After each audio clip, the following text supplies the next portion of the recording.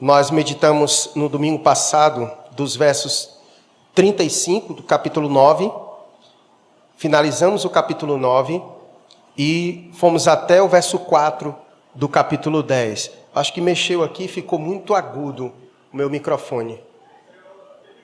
Isso aqui é o feminino, né? Desculpa aí.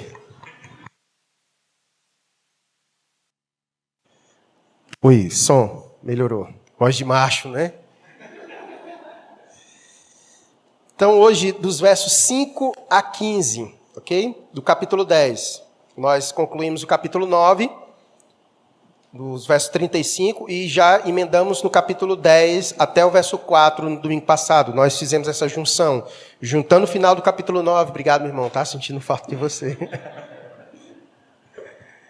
Nós juntamos o final do capítulo 9 com o começo do capítulo 10, porque o texto faz isso, ele faz essa conexão mesmo, essa junção, e era apropriado pregar exatamente assim, junto, para poder trazer ainda mais o sentido do texto. Embora Mateus tenha feito, na verdade, os organizadores da Bíblia tenham feito assim, separado, mas não é separado, certo? Então, nos versos 5 a 15, será o texto da nossa meditação desta noite. Podemos ler? Diz assim a palavra de Deus: a estes 12 enviou Jesus, dando-lhes as seguintes instruções: não tomeis rumos aos gentios, nem entreis em cidade de samaritanos, mas, de preferência, procurai as ovelhas perdidas da casa de Israel.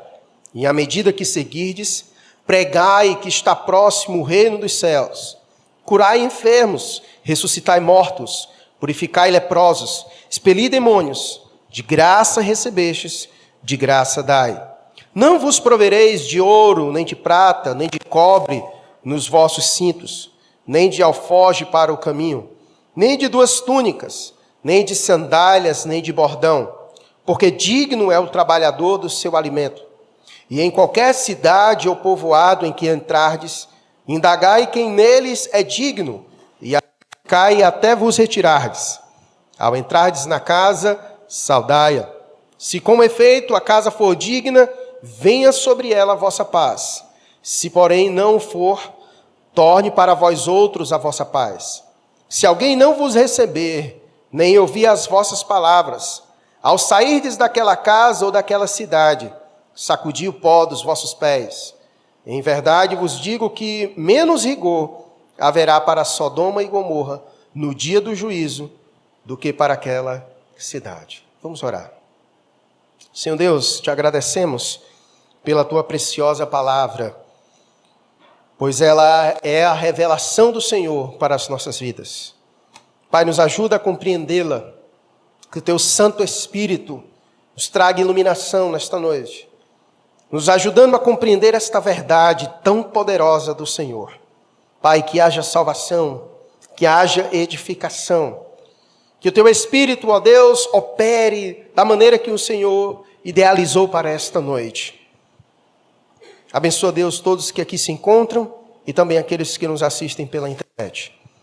Essa é a oração que fazemos ao Senhor, no santo nome de Jesus. Amém. Eu vou trocar porque está falhando. Pois bem, Mateus, aqui no capítulo 10, já no finalzinho do capítulo 9 para o capítulo 10, Mateus inicia uma nova sessão. E quando eu falo inicia uma nova sessão, é dentro de uma perspectiva.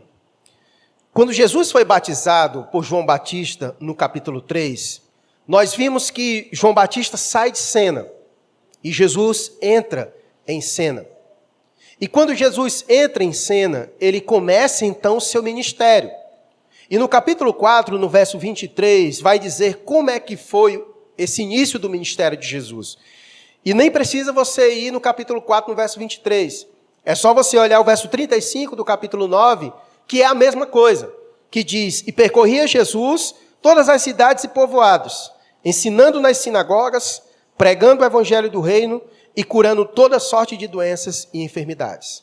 Então Jesus começou o seu ministério em cima desses 3 verbos: ensinando, pregando e curando. E assim ele foi, realizando o seu ministério por onde quer que ele ia.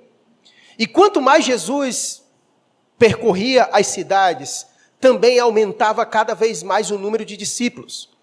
E ia fluindo, e nós fomos vendo isso através das narrativas, de tal maneira que às vezes Jesus tinha que dizer para outras pessoas que não dissesse que foi ele que tinha realizado tal coisa, porque quando alguém falava, a fama de Jesus aumentava ainda mais, e havia momentos em que ele não conseguia nem sair de casa. A casa ficava, se ele parasse lá, uma multidão afluía e não tinha para onde correr. De tanta gente era a procura de Jesus.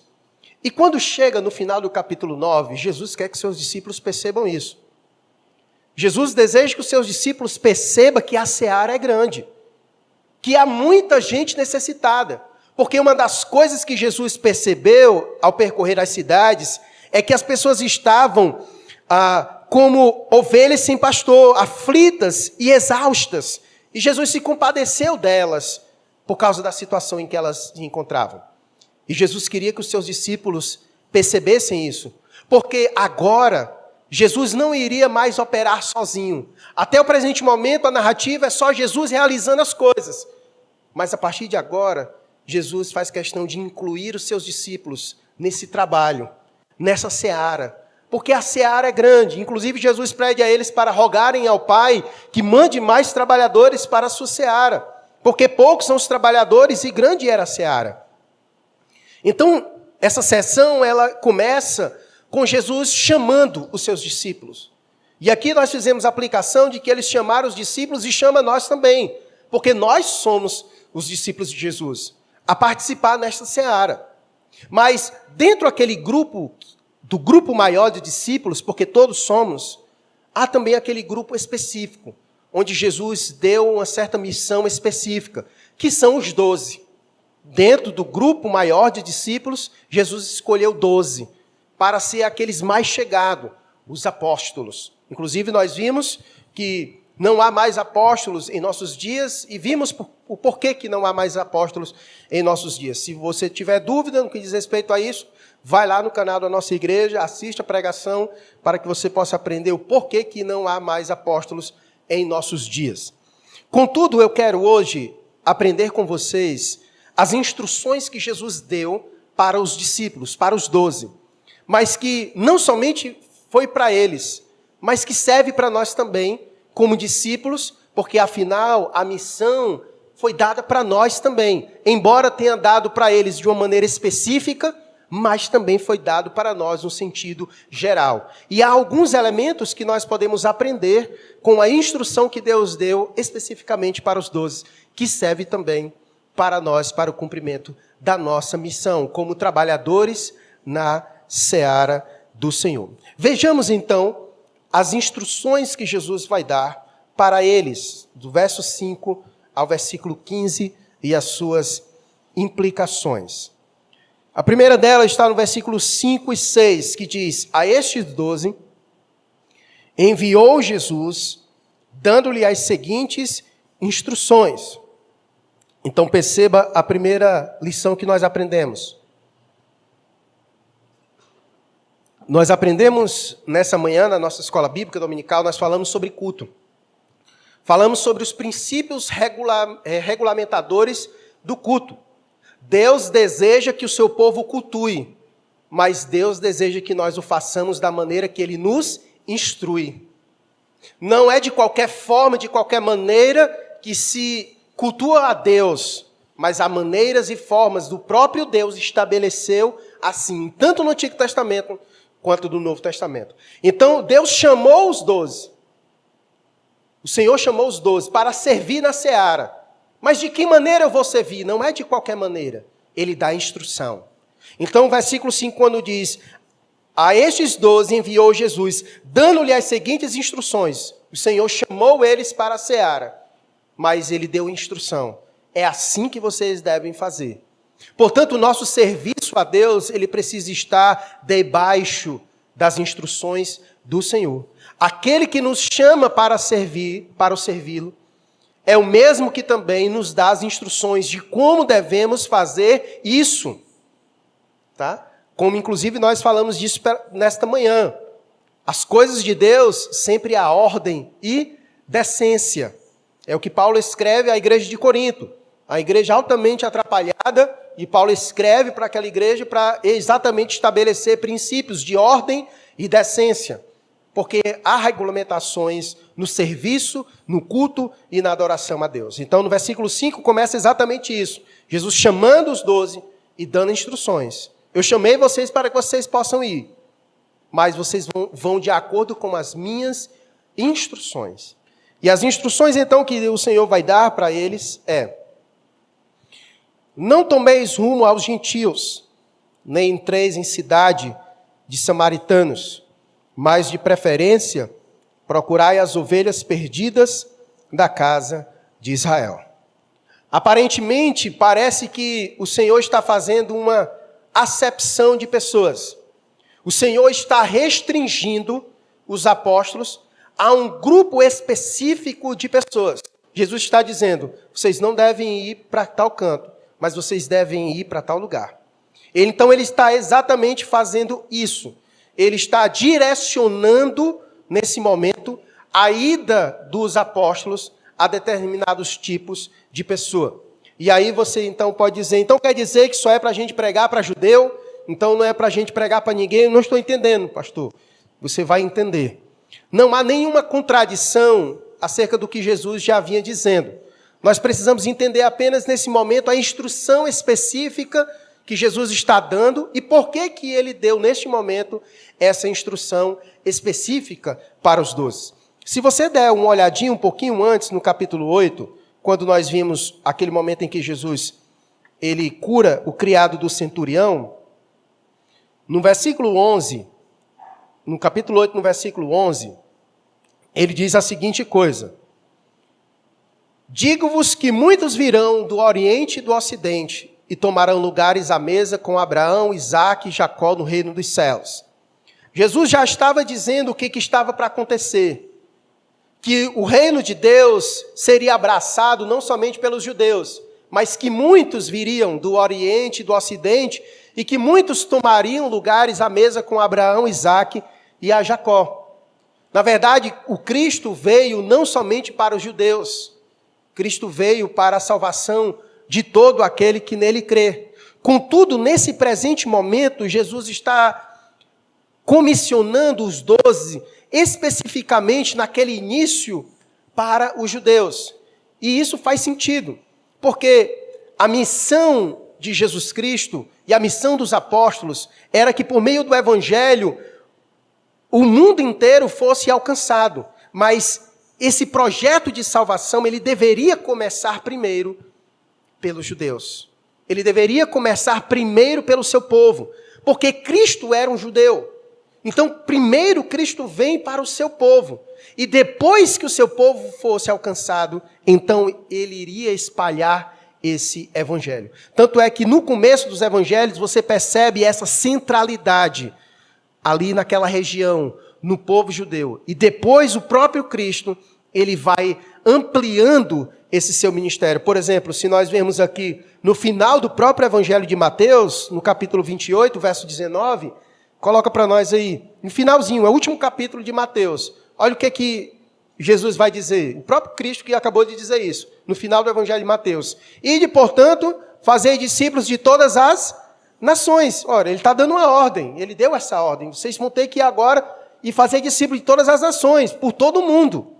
Mas naquele momento, era o momento de primeiro alcançar os israelitas. Era o primeiro alcançar os judeus, alcançar o seu povo. E depois, posteriormente a isso, ele iria levar o evangelho mais adiante. Paulo, inclusive, tinha muita noção sobre isso. E olhe que Paulo é chamado de o apóstolo dos gentios. Mas Paulo tinha esse entendimento. Olha o que diz Paulo em Romanos, capítulo 1, versículo 16. Coloca para nós aí, Romanos 1, versículo 16. Olha o que ele diz: não me envergonho do evangelho, porque é o poder de Deus para a salvação de todo aquele que crê. Primeiro de quem? Do judeu e também do grego. Então, Paulo tinha esse entendimento, que o evangelho veio primeiro para os judeus e depois ele foi sendo levado até os confins da terra. Em Atos, capítulo de número 1, versículo 8, coloca aí para nós também. Atos capítulo 1, versículo 8, que é aquele momento em que o Espírito Santo desce sobre a igreja para que ela possa cumprir a sua missão. Olha o que diz o texto. Mas recebereis poder ao descer sobre vós o Espírito Santo e sereis minhas testemunhas. Aí começa, primeiro em Jerusalém, Judeia, Samaria e até os confins da terra. Então você percebe que ele vai do micro para o macro, certo? Então não há nada de estranho o que Jesus está, a ordem em que ele está dando para os discípulos. Voltamos para o nosso texto. Então o versículo 6, ele traz luz para essa ordem, essa instrução que Jesus dá. Quando ele diz, mas de preferência. Então tem uma preferência, tem uma primazia, o primeiro. Então naquele momento, o alvo específico daquele momento seria os judeus. Vocês vão sair por aí, mas vocês vão dar preferência aos israelitas, ao povo de Deus. Deem preferência a eles no cumprimento da missão. Exatamente por essas razões que eu acabei de apresentar ao Senhor. Então, nesse primeiro momento, a ordem de Jesus é essa. As instruções são essas. Vocês vão seguir e vocês vão dar preferência a procurar as ovelhas perdidas da casa de Israel. E nós bem sabemos o que foi que aconteceu, né?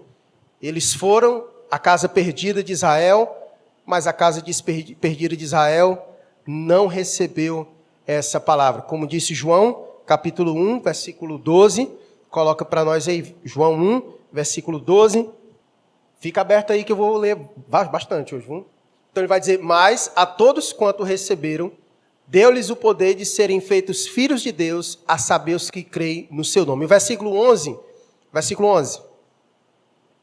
onde ele diz, ele veio para o que era seu, e os seus não o receberam. Certo? Então, primeiro veio para eles, eles não receberam, e ele vai abrindo, e a todos quanto receberam, fez esse processo. Ok? Então, as instruções primárias é isso, de que eles deveriam seguir, que eles deveriam ir, foram comissionados para ir, mas eles deveriam dar preferência, naquele momento, às ovelhas perdidas da casa de Israel.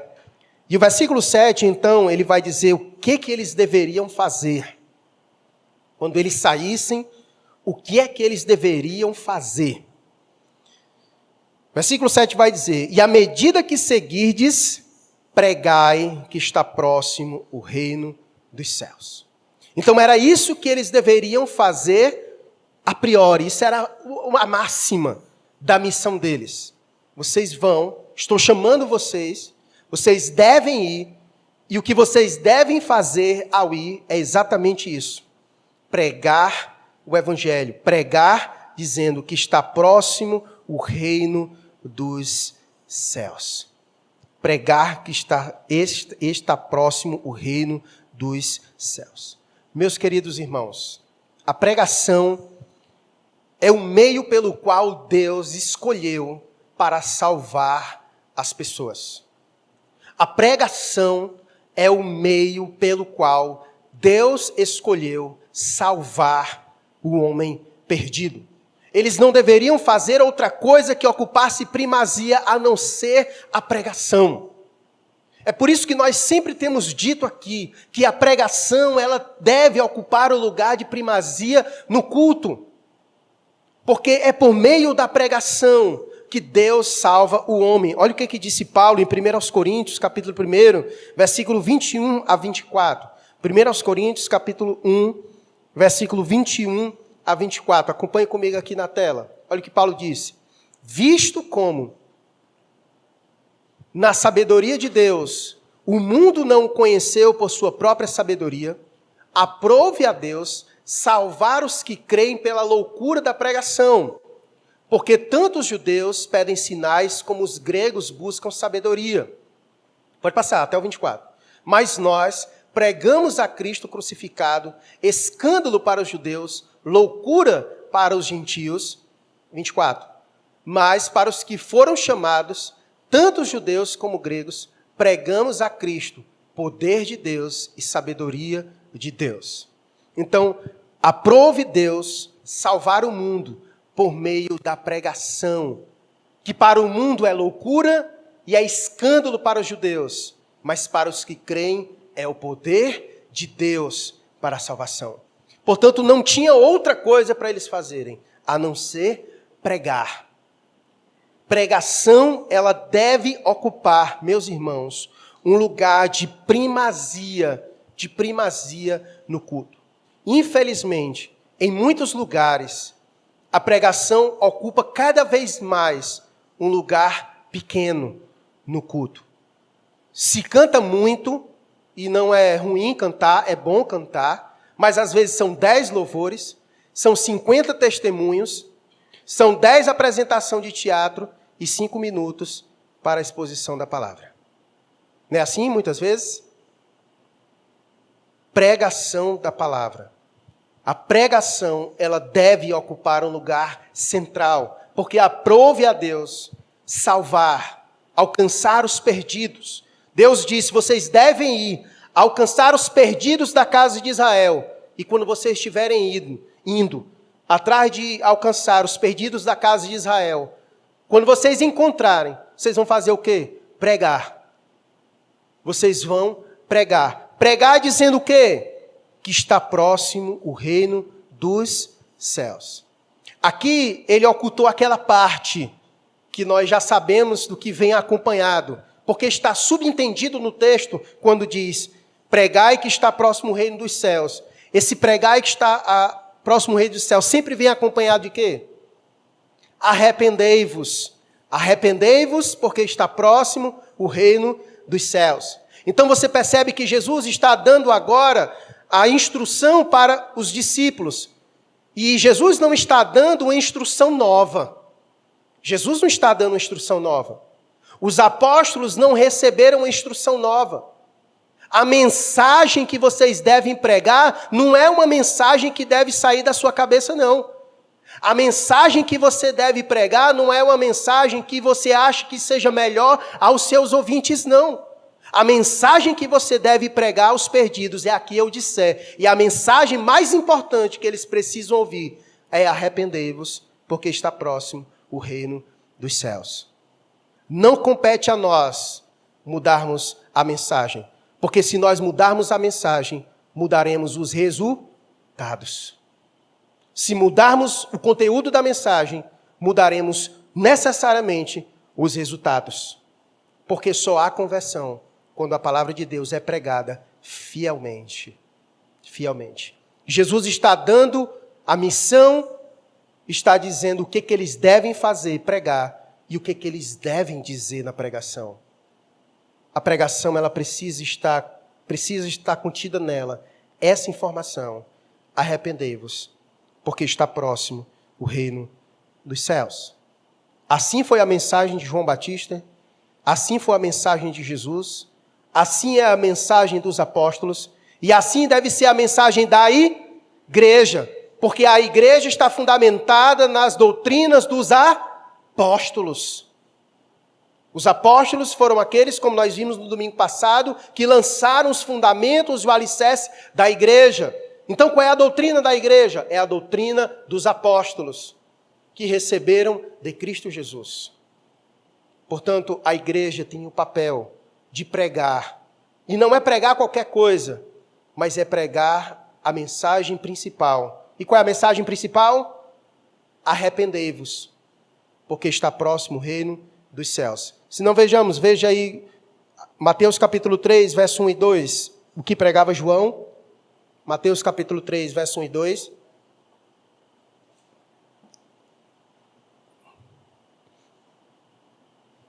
Mateus capítulo 3, verso 1 e 2. Naqueles dias apareceu João Batista pregando no deserto da Judéia. E o que ele dizia na pregação? Arrependei-vos, porque está próximo o reino dos céus. Era essa a mensagem de João Batista, era isso que ele pregava. Mateus capítulo 4, versículo 17. Capítulo 4, verso 17. Daí por diante passou Jesus a pregar. E o que Jesus dizia na sua pregação? Arrependei-vos, porque está próximo o reino dos céus. E agora ele passa a bola para os apóstolos, discípulos, e disse: pregai. E pregai o quê? Arrependei-vos, porque está próximo o reino dos céus. E a igreja é chamada a dar continuidade a essa mensagem. Ela deve dizer o quê? Arrependei-vos, porque está próximo o reino dos céus. E por que as pessoas devem se arrepender? Devemos lembrar do texto que eu li no começo do culto. Atos capítulo 17, versículo 30 e 31. É por isso que os homens precisam se arrepender. Atos 17, verso 30 e 31, que foi o texto que eu li no começo do culto. Atos 17, verso 30 e 31. Ele diz: ora, não levou Deus em conta os tempos da ignorância? Agora, porém, notifica aos homens que todos, em toda parte, façam o quê? Por que deve se arrepender? Porque estabeleceu um dia em que há de julgar o mundo com justiça, por meio de um varão. Quem é esse varão? Jesus.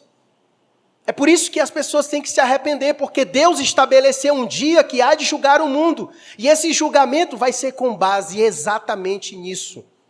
Quem se arrependeu e quem não se arrependeu. Quem se arrependeu e quem não se arrependeu. O julgamento de Deus vai estar com base nisso. Daqueles que ouviram a mensagem e se arrependeram.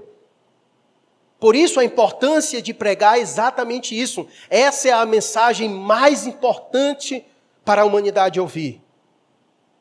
A mensagem mais importante não é que produziram vacinas. É importante, mas essa não é a mais importante. A mensagem mais importante é que eles devem se arrepender. Porque eles podem ter tomado 5, 10, 50 vacinas. Mas se não tiver sido lavado pelo sangue do Cordeiro, sofrerão o dia do juízo. E não tem laboratório que dê jeito. Só o sangue de Jesus é capaz de livrar o homem do dia do julgamento. Por isso que a mensagem central é esta: arrependei-vos, porque está próximo o reino dos céus.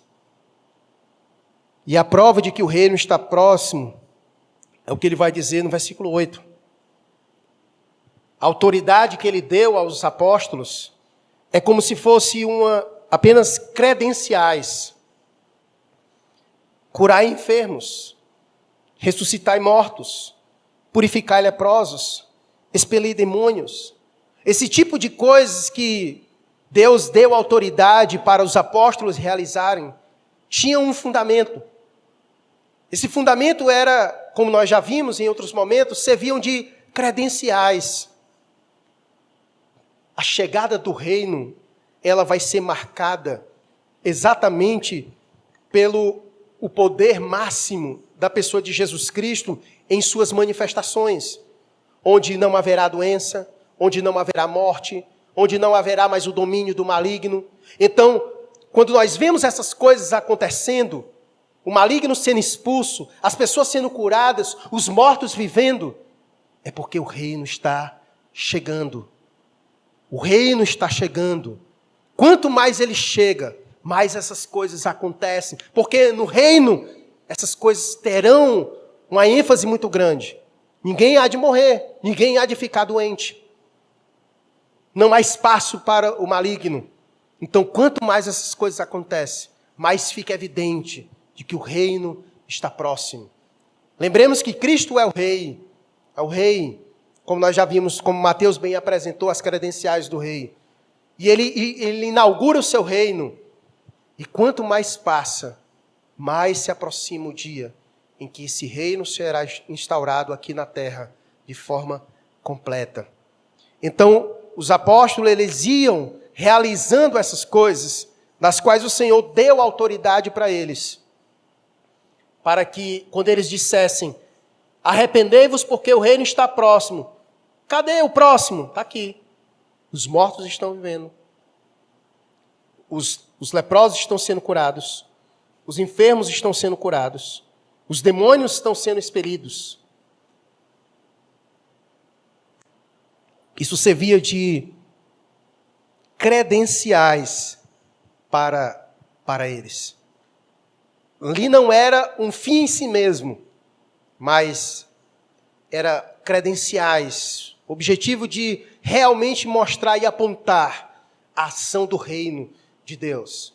A ação do rei na vida dos seus súditos, mostrando a realidade do reino de Deus. Por isso que o reino de Deus ele deve ser desejado por nós. Ele deve ser desejado por nós. E quanto mais nós pregarmos o evangelho, quanto mais nós anunciarmos, mais próximo o reino estará de vir. Porque Jesus disse que ele viria quando o evangelho fosse pregado em todo o mundo. Chegaria ao fim. Então, quanto mais nós cumprirmos nossa missão, mais próximo estará de nós o reino. Então, eles foram chamados para pregar, e a mensagem era: arrependei-vos, que está próximo o reino dos céus. E deram a eles essas credenciais, para que não houvesse dúvidas de que o reino estava próximo. Curar enfermos, ressuscitar mortos, purificar leprosos, expelir demônios. De graça recebestes, de graça dai. A instrução que foi dada para eles foi essa. Por que que eles deveriam dar de graça? Porque de graça eles receberam. Eles não deveriam cobrar a ninguém por realizar essas coisas. Essas coisas, na verdade, sendo operadas por meio da vida deles, deveriam levar as pessoas a se renderem diante daquele que deu autoridade a eles para fazer todas essas coisas. Eles deveriam dar de graça, porque eles receberam, como diz o versículo 1 do capítulo 10, que tendo chamado seus 12 discípulos, deu-lhes Jesus. Deu-lhes Jesus. Eles receberam e receberam de graça. E, portanto, eles deveriam dar de graça. Portanto, essa galera que está por aí, que se diz ser apóstolo e tantas outras coisas que nem existem, e que muitas vezes cobram as pessoas para receberem curas, para receberem inúmeras outras coisas, isso não procede de Deus, porque de graça eles receberam e de graça devem dar. De graça devem dar. No caso aqui dos apóstolos, eles não deveriam cobrar de ninguém, porque Deus deu a eles para que eles pudessem dar de graça para as outras pessoas. E versículo 9 e 10 continua a série das instruções. Eles não deveriam cobrar por essas coisas. Eles deveriam confiar em Deus, porque Deus iria supri-los, porque digno é o trabalhador do seu alimento, como vai dizer o versículo 9 e 10. Não vos provereis de ouro, nem de prata, nem de cobre nos vossos cintos, nem de alforje para o caminho, nem de 2 túnicas, nem de sandálias, nem de bordão. Por quê? Porque digno é o trabalhador do seu alimento. A ideia é que eles não deveriam cobrar nada por aquilo que eles iriam dar para as outras pessoas. Mas ao mesmo tempo em que eles não iriam cobrar, eles eram dignos de viver daquilo que eles estavam fazendo. Eles não tinham autoridade para cobrar, e pastor nenhum tem autoridade, líder nenhum tem autoridade para cobrar, mas ao mesmo tempo ele é digno de viver daquilo a qual ele está fazendo. Há uma diferença muito grande de se cobrar para fazer alguma coisa e de ser declarado digno de viver por meio daquilo que se faz. A diferença é que você vai estipular o valor por aquilo que você vai cobrar, por aquilo que você vai dar. E muitas vezes acontece assim, né? Quanto maior é a oferta, maior é a cura, né? Quanto maior for a sua fé, que a fé é aqui, maior é a operação de milagre em sua vida. Mas não funciona desse jeito. Nós não temos autoridade para fazer isso. O ministro do Evangelho, ele é digno de viver do Evangelho. Agora, ele não tem as credenciais para se aproveitar do Evangelho. Como vai dizer Paulo em 1 Coríntios, capítulo 9, versículo 13 e 14. Coloca para nós aí, Pedro Lucas, por gentileza. Olha o que diz Paulo. Não sabeis vós que os que prestam serviços sagrados do próprio templo se alimentam? E quem serve do altar tira o seu sustento? Assim ordenou também o Senhor aos que pregam o Evangelho, que vivam do Evangelho. Deus ordenou. É a ordem de Deus que eles vivam do Evangelho. Coloca para nós aí o texto de 1 Timóteo, capítulo 5, verso 17 e 18. Lembrando que Timóteo era pastor, e Paulo escreve para Timóteo. E Paulo diz que devem ser considerados merecedores de dobrados honorários os presbíteros que presidem bem, com especialidade os que se afadigam na palavra e no ensino. Versículo 18.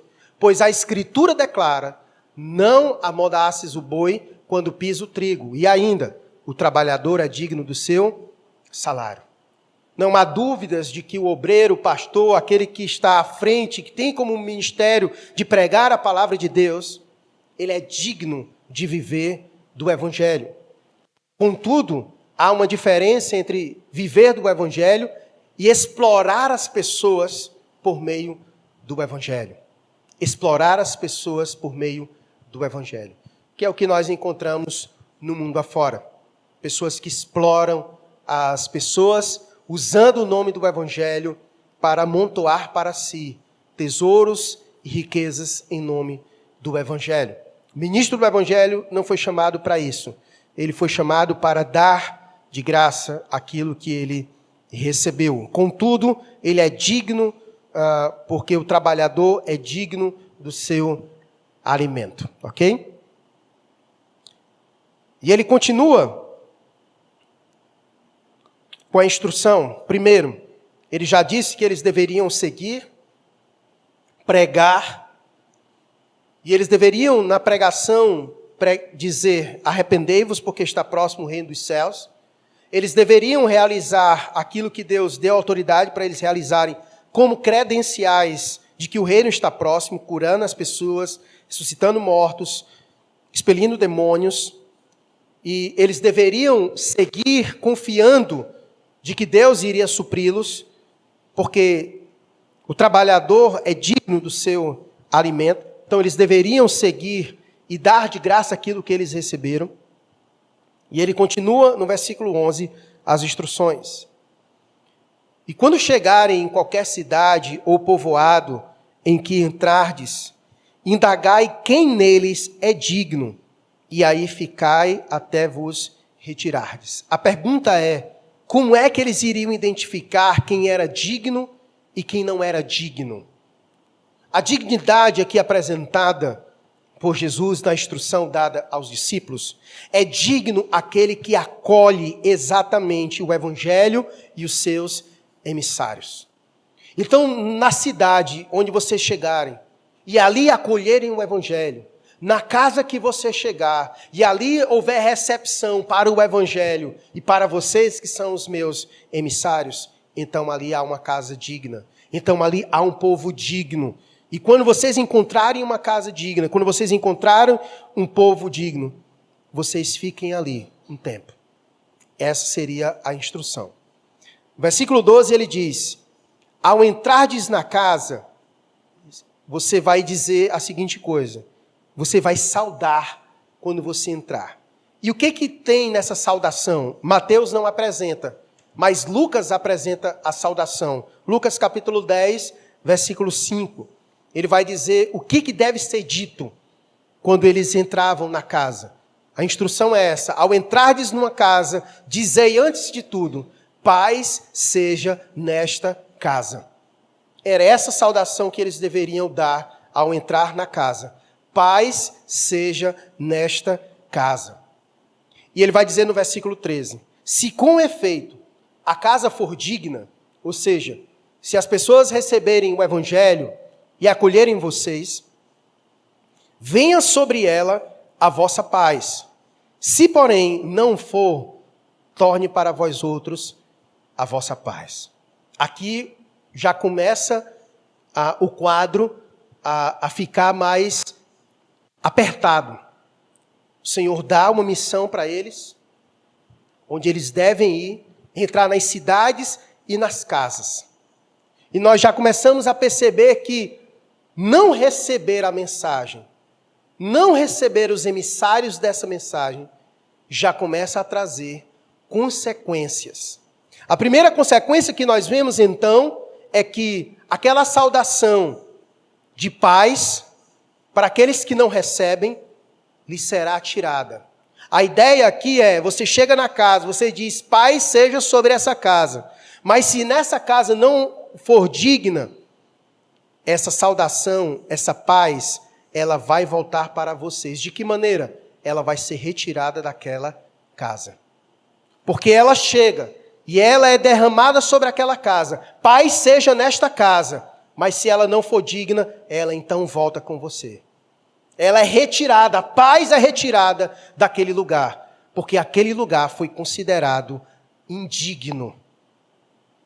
Não havia dignidade para que a paz pudesse permanecer naquele lugar.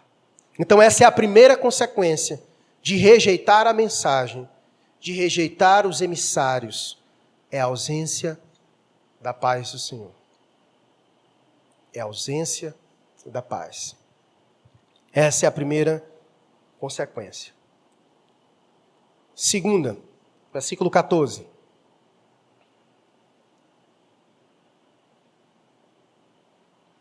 Se alguém não vos receber, nem ouvir as vossas palavras, ao sairdes daquela casa ou daquela cidade, sacudi o pó dos vossos pés. O que ele quis dizer com isso? Primeiro, não foi digno, a paz não fica. Segundo, chegou lá, não quis receber vocês, nem quis ouvir o que vocês tinham para dizer. Então o que vocês devem fazer? Sacudir o pó dos vossos pés. Pastor, e se eu não tiver pisado na lama, como é que faz? O que de fato isso significa? Isso significa um ato de protesto, de juízo. É um ato de protesto, de juízo. O sacudir o pó era exatamente isso. Uma condição de protesto e de juízo sobre aquele lugar. Mais ou menos como se fosse a ideia do lavar as mãos com você, né? Mas a ideia aqui mesmo, ela é mais profunda ainda. Porque ela não é uma ideia de passividade, que na ideia de lavar a mão não tem nada de passivo, né? Pilatos era muito culpado. Mas a ideia mesmo é de proferir juízo. O ato de sacudir o pó é um ato de juízo sobre aquele lugar.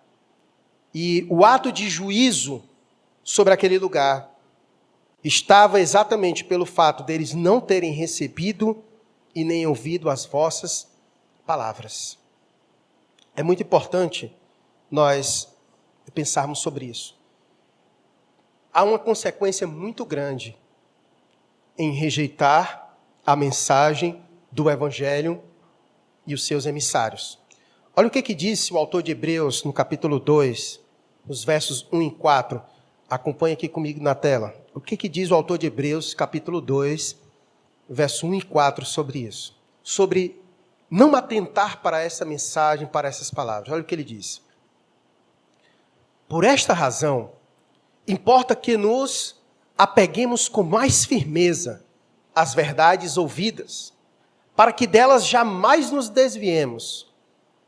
Se, pois, se tornou firme a palavra falada por meio de anjos, e toda transgressão ou desobediência recebeu o justo castigo, como escaparemos nós se negligenciarmos tão grande salvação, a qual, tendo sido anunciada inicialmente pelo Senhor, foi-nos depois confirmada pelos que a ouviram? Quem foi que confirmou Quem foi que ouviu essa mensagem? Exatamente os apóstolos. E eles reproduziram. E eles deram testemunho, juntamente com eles, por sinais, prodígios e vários milagres e por distribuições do Espírito Santo, segundo a sua vontade. A ideia é, como escaparemos nós se negligenciarmos isso que Deus tem proposto? Há consequências eternas de ouvir essas palavras e não atentar para essas palavras, de não querer ouvir essas palavras, de não receber estas palavras. Há consequências seríssimas. Por isso, esse é o tipo de mensagem que você não deve ouvir e deve ir para casa e depois eu decido e depois eu resolvo isso. Um dos caráteres que diferencia a pregação é exatamente o seu caráter urgente. Pregação é diferente de discurso ao auditório. Um discurso ao auditório pode ser dito em qualquer outro momento, em qualquer outra circunstância. Mas pregação sempre tem caráter urgente, porque são coisas que não se deve deixar para depois. Porque quem de nós garante que vai acordar amanhã? Quem de nós aqui pode afirmar e garantir que abrirá os olhos amanhã? Nenhum de nós. Nenhum de nós pode garantir isso. Por isso a urgência da pregação e de decidir à luz daquilo que se escuta. E de se decidir em virtude daquilo que se escuta. O caráter da pregação. O caráter da pregação, ela tem essa necessidade de uma resposta imediata. Por isso que o texto é bem claro. Eles chegavam lá, ninguém queria ouvir. Quer não? Pá, bate os juízos sobre vocês. Não, amanhã a gente escuta. Bata aqui, juízo, não tem essa. Não tem esse negócio de que semana que vem eu bato a sandália, não. Quer ouvir, não? Peraí. Dá até para fazer medo, né? Ai, quer ouvir, não? Peraí. Não, vou ouvir. Aí vai. Certo. Igual os filhos da gente, né? Obedeça, vai obedecer, não? Não, eu vou. Ah, então. Caráter de urgência. Caráter de urgência. É o tipo de coisa que deve ter resposta imediata. Eles chegavam na casa. Se a casa não fosse digna, a paz não está lá, é retirada. O juízo é proferido sobre aquela casa e sobre aquele lugar. Há caráter de urgência e de juízo sobre aqueles que rejeitam a mensagem do Evangelho. Olha o que ele vai dizer no versículo 15 sobre isso. Em verdade, vos digo que menos rigor haverá para Sodoma e Gomorra no dia do juízo do que para aquela cidade. Irmãos, isso é pesadíssimo. Você conhece a história de Sodoma e Gomorra? Conhece. É difícil você encontrar nas Escrituras história mais pesada do que essa, né? Uma cidade que foi destruída pela sua iniquidade. Deus consumiu todo aquele lugar, porque era muita iniquidade. Deus destruiu severamente aquele lugar. E Jesus está dizendo que no dia do juízo haverá menos rigor. E aqui há uma verdade que muitas vezes nós não sabemos. O juízo de Deus para as pessoas não será igual, tá bom? Haverá níveis de juízo, de condenação. É isso mesmo que as Escrituras estão dizendo. É isso que Jesus está dizendo. Ele está dizendo para aquele que rejeita os seus emissários e a mensagem, o juízo será o que para eles? Mais severo do que foi para Sodoma e Gomorra. É exatamente isso que ele está dizendo. Portanto, no dia do juízo, haverá níveis de juízo diferentes. Uns sofrerão mais do que outros. Assim como no dia que o Senhor vier, uns receberá mais galardão do que outros. 1 Coríntios capítulo 3. Todos seremos salvos? Os que receberam essa mensagem, sim. Mas todos serão do mesmo jeito? Não. Uns receberão mais galardão do que outros. Todos serão condenados, os que não ouviram essa mensagem, sim. Mas serão do mesmo nível? Também não. Também não.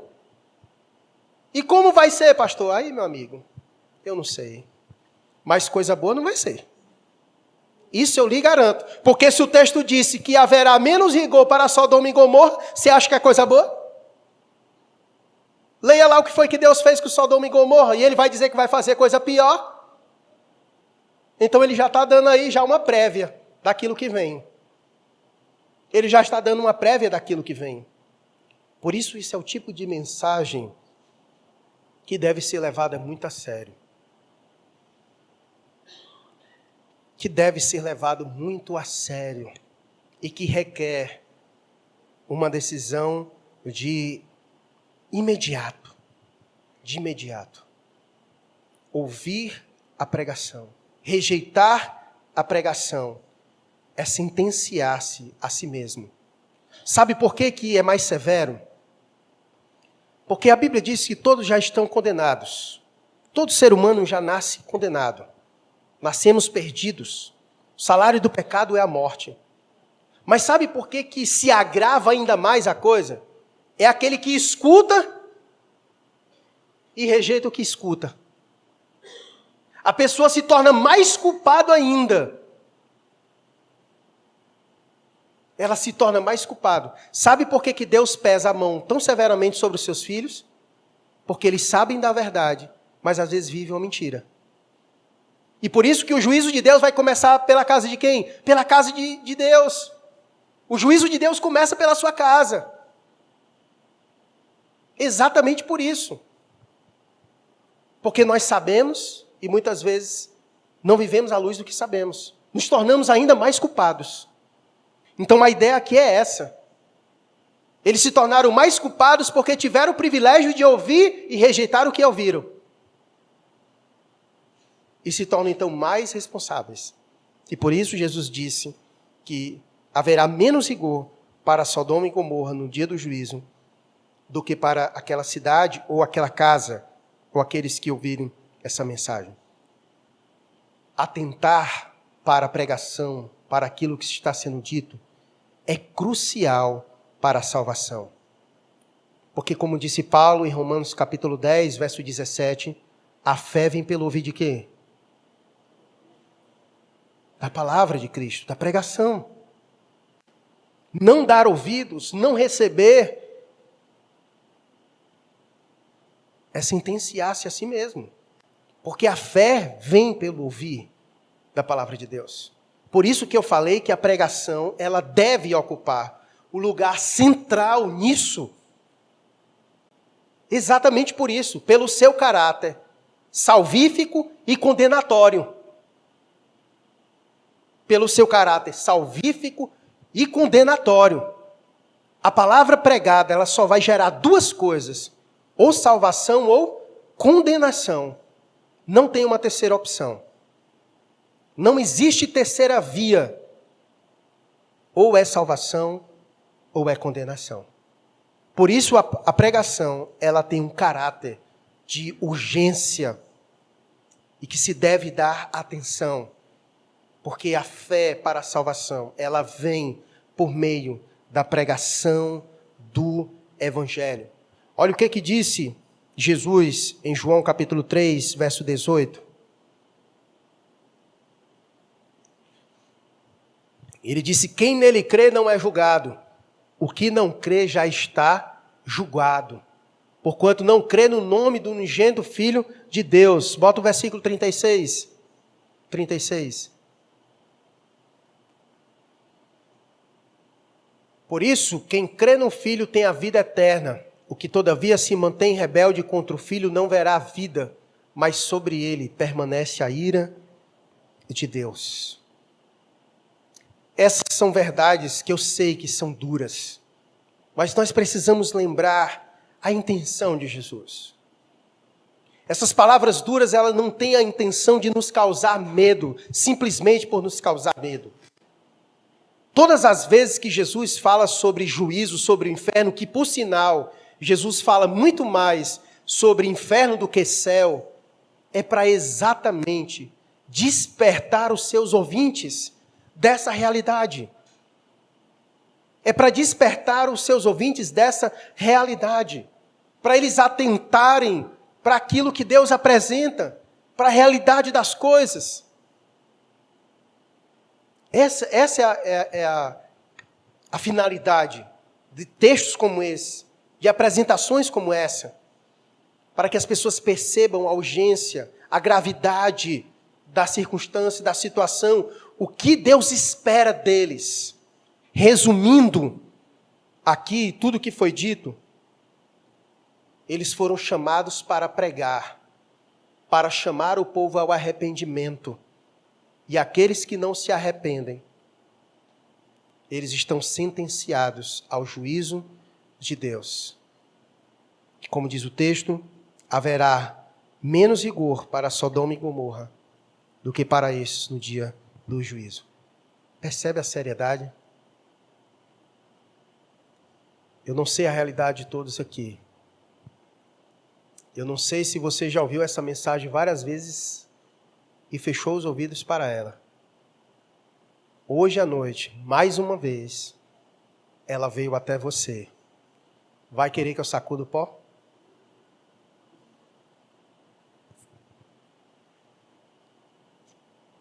Estou fazendo a minha parte hoje como os apóstolos fizeram, como a igreja é chamada a fazer. Arrependei-vos, porque está próximo o reino dos céus. Essa é a mensagem que amanhã, quando você chegar no seu trabalho, você deve pregar. É essa mensagem que amanhã você vai botar no Stories do seu Instagram. Arrependei-vos, porque está próximo o reino dos céus. Essa mensagem é a mais importante que poderia alguém ouvir. Porque a Bíblia diz que Isaías vai dizer que buscai enquanto se pode achar. Invocai-o enquanto está perto. Vai chegar o dia em que muitos desejarão se arrepender, mas não será mais possível. O momento é agora. O que vai ser?